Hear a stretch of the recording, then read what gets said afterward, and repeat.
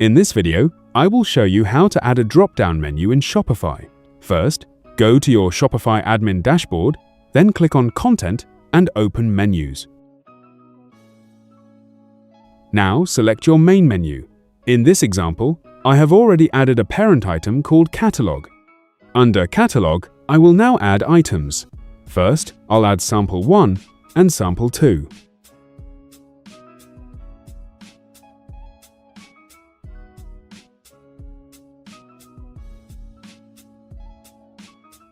Now, to turn these into a drop-down, I will slightly move them towards the right under Catalog.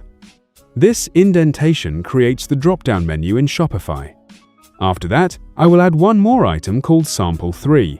You can add as many items as you want, and you can also link these items according to your choice, like collections, products, or pages. Once everything is arranged properly under Catalog, click Save.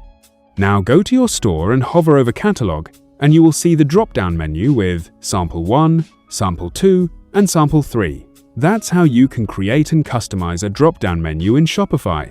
If you found this video helpful, subscribe to our channel.